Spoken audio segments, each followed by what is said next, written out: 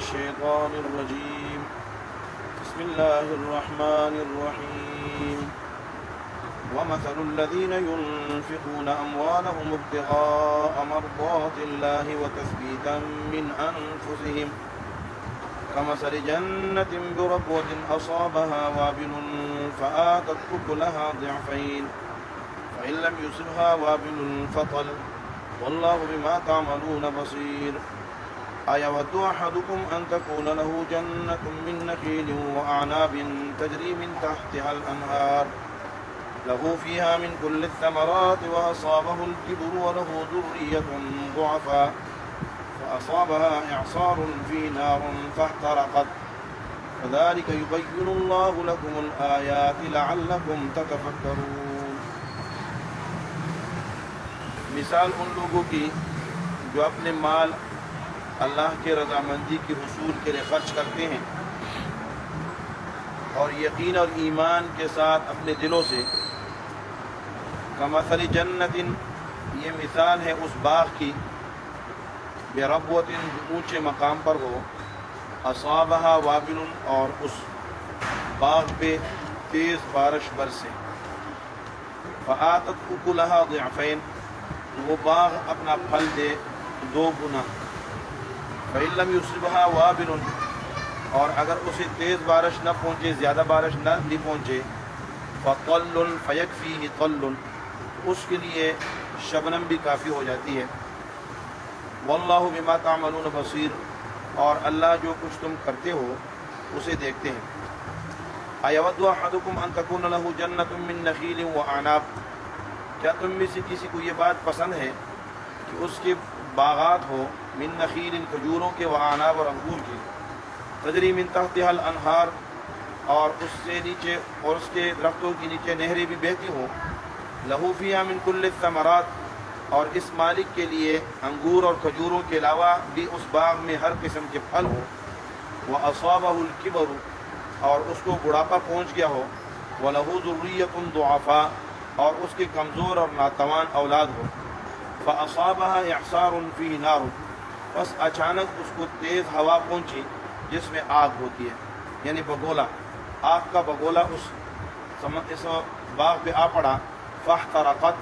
اور اس آگ کے بگولے نے اس باغ کو جلا کر رکھ دیا. کذالک یبین اللہ لکم الآیات، اسی طرح اللہ رب العالمین تمہارے سامنے اپنی قدرت کی نشانیاں اور عبرت کی مثالیں بیان کرتے رہتے ہیں،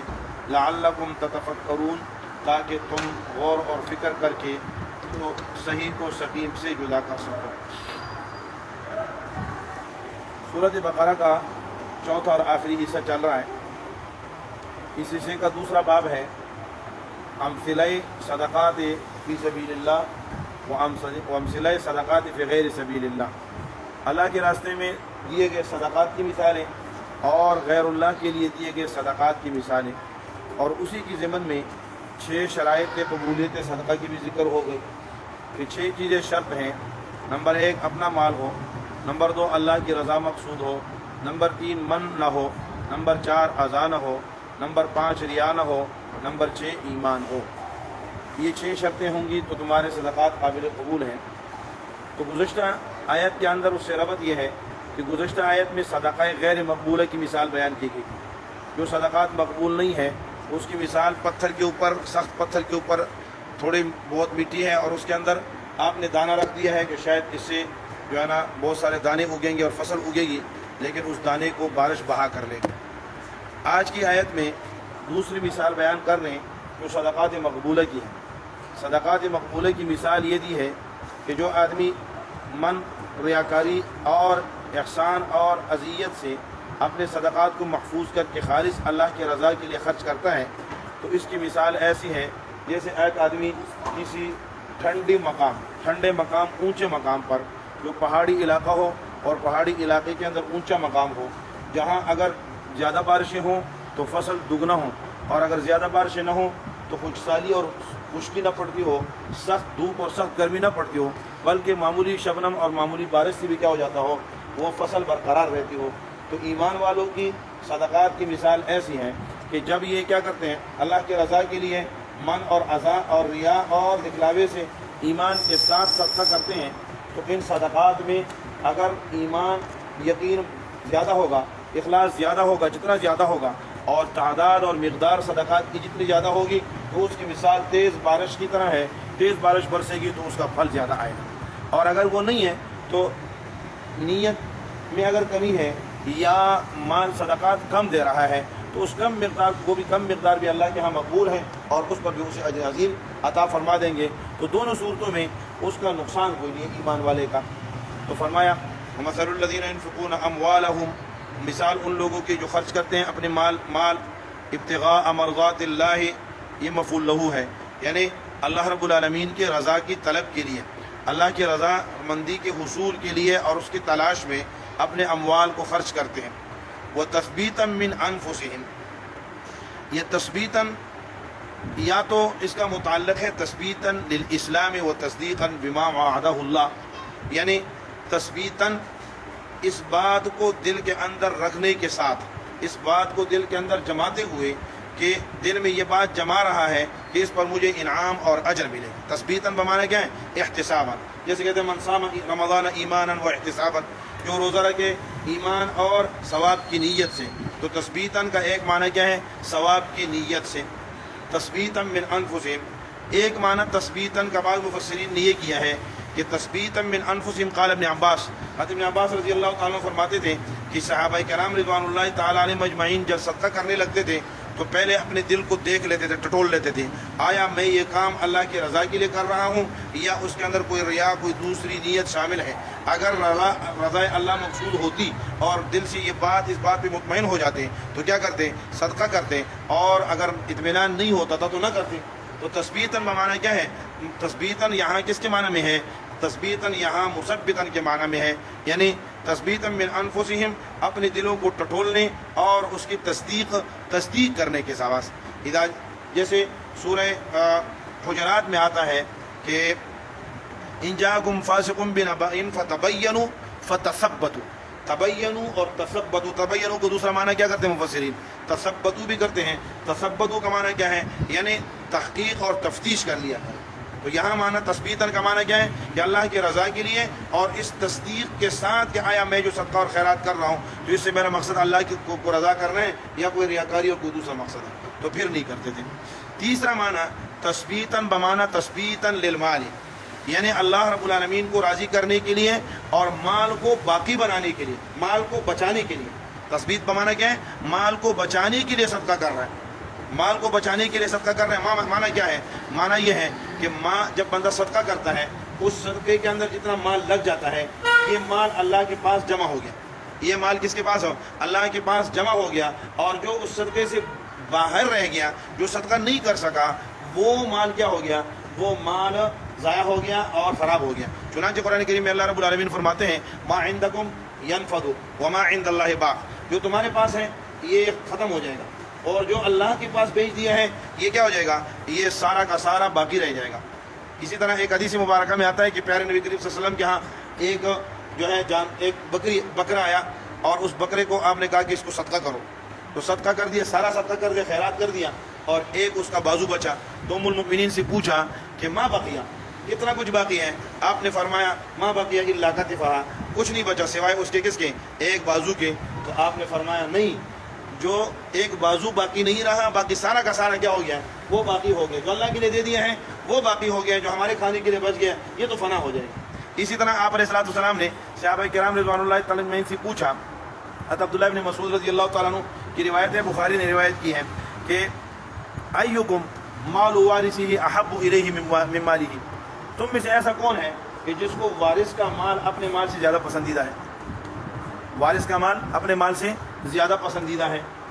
تو صحابہ کرام رضوان اللہ تعالیٰ نے عرض کیا کہ اللہ کے حبیب، ہم میں سے کسی کو بھی اپنا مال اپنے وارث کے مال سے زیادہ محبوب نہیں ہے، یعنی وارث کا مال ہمیں محبوب نہیں ہے، اپنا مال سب کو محبوب ہوتا ہے۔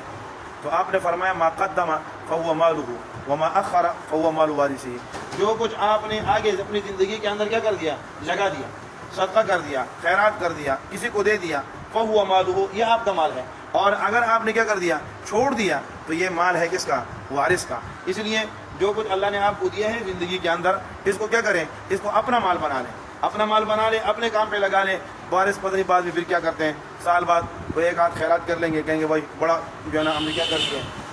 بڑا تیر مار لیا ہے جی، ابا جی کے پیچھے کیا کر لیا ہے، بہت بڑی دعوت کر لی ہے، خیرات کر لی ہے، تو بھائی وہ پھر آپ کا نہیں رہے گا، وہ کیا ہو جائے گا، وہ پھر وارثوں کا ہو جائے گا۔ اس لیے فرمایا تثبیتا من انفسہم تثبیتا للمال، تثبیتا للمال، مال کو محفوظ کرنے کے لیے کیا کرتے ہیں، اللہ کے راستے میں خرچ کرتے ہیں۔ من انفسہم، یہ من یا تو ابتدائیہ ہے اور یا تبعیض کے لیے، اگر ابتدائیہ ہو تو پھر اس کا معنی یہ ہے کہ تثبیتا من انفسہم، یعنی اللہ رب العالمین کے رضا، اللہ کے رضامندی کے لیے مال خرچ کرتے ہیں اور ایمان اور یقین کے ساتھ خرچ کرتے ہیں، یا مال کو ہی محفوظ کرنے کے لیے خرچ کرتے ہیں لیکن مبتدئا من انفسہم، آغاز اپنے آپ سے کرتے ہیں، تثبیتا من انفسہم، اپنے دل سے اس یقین اور اعتماد کا آغاز بھی اپنے آپ سے کرتے ہیں، اور مال کی حفاظت کا آغاز بھی کیا ہے، من انفسہم، یبدئ من انفسہم، اپنے نفوس سے آغاز کرتے ہیں۔ یا اگر تبعیض کے لیے ہو تو معنی یہ ہے کہ تثبیتا من انفسہم، اپنے بعض نفس کو بچانے کے لیے، اپنے بعض نفس کو کیا کرنے کے لیے، محفوظ کرنے کے لیے، تثبیتا من انفسہم۔ یہ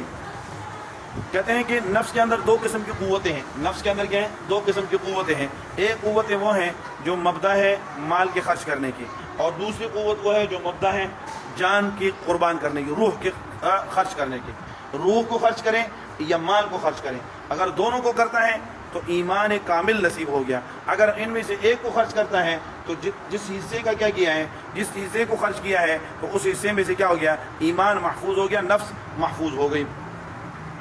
تثبیتا من انفسہم، اپنے نفسوں کو جی، یعنی تثبیتا بعض نفسی، اپنے بعض نفس کو، اور اگر کیا کہ روح اور جان دونوں دے دیے تو فقط ثبت کل نفسہ عن النار، اس نے اپنے پورے کے پورے نفس کو کیا کر دیا ہے، بچا لیا ہے اور ایمان پر ثابت قدم کر دیا ہے۔ اگر صرف مال خرچ کیا ہے تو اس نے ثابت کر دیا کس کو، ثبت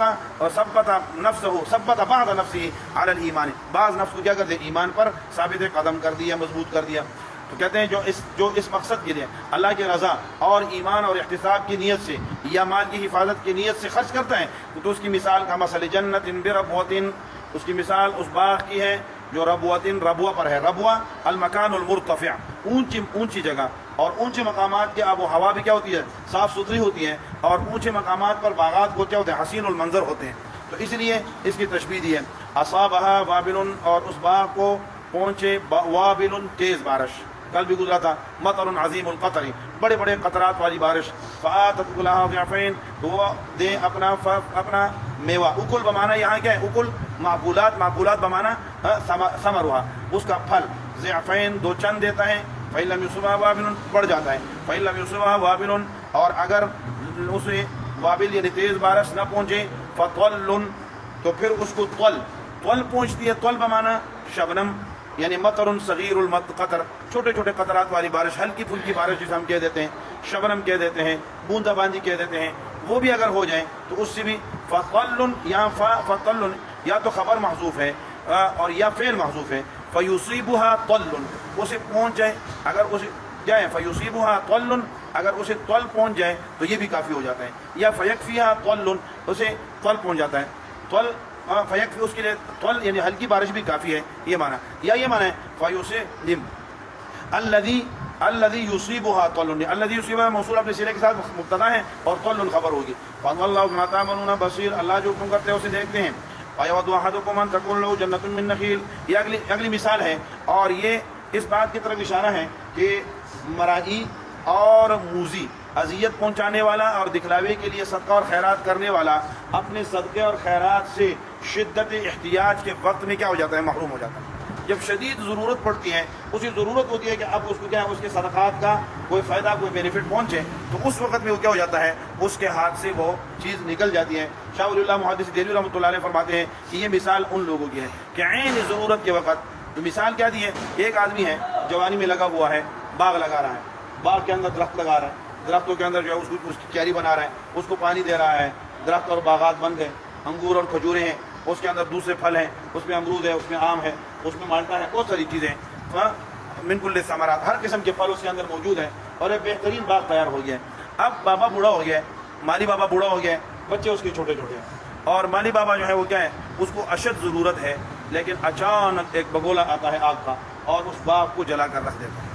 تو عینی ضرورت اور حاجت کے وقت یہ آدمی کیا ہو گیا, اپنے اس توقعات جس چیز کے ساتھ رکھی ہوئی تھی وہ توقعات ساری کی ساری دھری کی دھری رہ گئی اور خالی ہو گئی اور اسے نقصان ہو گیا. فرمایا دنیا میں جو لوگ دکھلاوے کے لیے یا لوگوں کو خرچ کر کے پھر اذیت پہنچاتے ہیں اور یہ توقع لگا کے بیٹھے ہوتے ہیں کہ میں نے بڑا مال لگا دیا ہے, بڑے خرچ کر لیے ہیں, بڑے میں نے مسجدیں بنا لی ہیں, مدارس بنا لی ہیں, بڑے بڑے میں نے جو ہے نا پروجیکٹ بنا کر دے دیا اللہ کے راستے پہ, یہ مجھے, لیکن کرتا کیا ہے ریاکاری اور دکھلاوا کرتا ہے. یا جہاں مسجد بناتا ہے تو روزانہ آگے کیا کرتا ہے چڑھنا بڑھنا بھی کرتا ہے, اور تم ہماری مسجد میں نماز پڑھنے آئے ہو, اپنے لیے مسجد بنا لو, فلان کر لو, ڈنگلا کر لو. مدرسے میں اگر پیسے دیتے ہیں تو کہتے ہیں مولوی صاحب الیکشن میں میری حمایت کرو ورنہ کیا کرو, ورنہ کیا کرو. ہاں میرے ہمارے لاہور میں مدرسے میں پڑھاتا تھا نا, تو وہاں یہ بلدیاتی الیکشن ہو رہے تھے ان دنوں میں. تو رمضان بڑی عید پہ ایک آدمی نے جو ہے نا ہمارے محتوی صاحب کو کھال دے دی. کھال دینے کے بعد اس کے بعد الیکشن آ گئے تھوڑے دنوں بعد, تو وہ پاکستان مسلم لیگ نون کا تھا. حاجی صاحب جو ہے نا وہ مسجد کے مدرسے کے ساتھ ہی مسلم لیگ کا ایک آدمی حافظ صاحب تھے, وہ لگے ہوئے تھے. تو انہوں نے کہا کہ میں نے یہاں مدرسے کے آگے جلسہ کرانا ہے, تو قاری صاحب آپ بھی تشریف لے آنا. تو ہم تو کسی کو ناراض نہیں کر سکتے, تو ہم تو مسلم لیگ آپ والوں کے پاس بھی چلے جاتے ہیں, مسلم لیگ ان والوں کے پاس بھی چلے جاتے ہیں, یہ کے پاس بھی چلے جاتے ہیں, اور کس کے پاس ہو. تو ہمارا تو منصب ہی ایسا ہے, امامت کا منصب ہی ایسا ہوتا ہے کہ یہ سب کا امام ہوتا ہے. تو آپ جناب والا اس نے جو ہے نا وہ قاری صاحب وہاں چلے گئے. تو اگلے دن وہ بندہ آیا, وہ پھر الیکشن ہو گیا, الیکشن میں بندہ ہار گیا, مسلم لیگ نون والا ہار گیا. تو وہ آیا اور قاری صاحب کہا قاری صاحب اسی تو کھال دیتی تھی. تو ہمارے قاری صاحب جو وہ بڑے تیز تھے, انہوں نے کہا میں نے دی ہے. انہوں نے کہا آہو, میں نے نہیں دی تھی, اللہ نے دی ہے, اللہ نے دی ہے, تو اللہ کو ووٹ مانگو, یہ میں نے دی ہے تو پھر میں تیری کھال دے پیسے واپس کر دیں گے. تو پھر اس طرح کرتے ہیں. تو فرمایا کہ دکھلاوا نہ ہو تو ایسا صدقہ اور خیرات اس کا نقصان. ایود احدکم ان تکون له جنۃ من نخیل واعناب, کیا تم میں سے کوئی بات یہ پسند کرتا ہے کہ اس کے باغ ہو اور ان میں کھجور ہو اور انگور ہوں اور اس کے اندر نہر بھی جاری ہو اور اس میں ہر قسم کی ان کے علاوہ بھی پھل ہو. واصابہ الکبر, جوانی کے اندر یہ باغ تیار کر چکا ہے, اب اس کو بڑھاپا آ چکا ہے. وله ذریۃ ضعفاء, اور اس کی کمزور اولاد ہے, بچے چھوٹے چھوٹے ہیں, کام کمانے کے لیے. بابا جی کو سخت ضرورت ہے کہ اس باغ کا پھل اسے کیا کرے, اس باغ کا پھل اس کا سہارا بنے. لیکن ہوا کیا, فاصابہ اعصار فی نار, ایک بگولا آیا جس میں آگ تھی, فاحترقت, اور سارا باغ جلا کر رکھ دی. جس طرح یہ بابا جی یہاں روئے گا, چیخے گا, چلائے گا, فرمایا اسی طرح ریاکار, دکھلاوے والا, اذیت پہنچانے والا, باتیں سنانے والا, کل قیامت کے دن کیا ہوگا, جب اسی ضرورت ہوگی کہ اس کو اس کے صدقات کے, اس کے پیسے جو اس نے لگائے ہیں, مال لگایا ہے, اور اس نے جو ہے نا اپنے پیسہ سارا لگا دیا ہے, کہیں مسجد میں, کہیں مدرسے میں, کہیں کس چیز میں, اس کا انعام اور اجر ملے, تو اس ریاکاری کا بگولا آ کر اسے جلا کر راکھ کر دے گا اور یہ خالی ہاتھ رہ جائے گا. کہتے ہیں کذالک یبین اللہ لکم الآیات, اللہ اس طرح تمہارے سامنے مثالیں بیان کرتے ہیں بار بار, لعلکم تتفکرون, تاکہ تم غور و فکر کر کے تو جو سقیم ہے اسے چھوڑ دو اور جو صحیح ہے اسے اختیار کر لو. اللہ مجھے اور آپ کو اخلاص نیت کی توفیق نصیب فرمائے.